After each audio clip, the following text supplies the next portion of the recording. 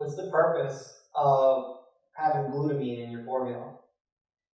So the reason when I came up with my probiotics are obviously critical for your health. And I always tell people probiotics are more than just for digestion. They're incredible for your immune system. 70% of our immune system takes place in our intestinal tract.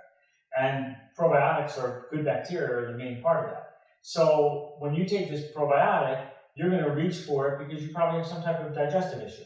Well, if you have a digestive issue and you have inflammation in your intestinal walls, most likely there's some damage to the lining of those intestinal walls.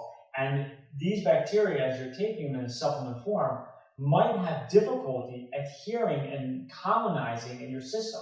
So you're taking them and then they're just going out the other end.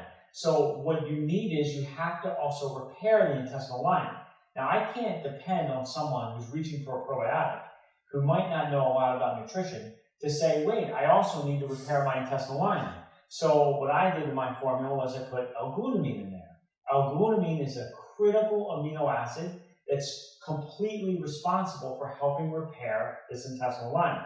So if you reach for a probiotic, you grab my probiotic, you're taking the good bacteria and you're seeing benefits.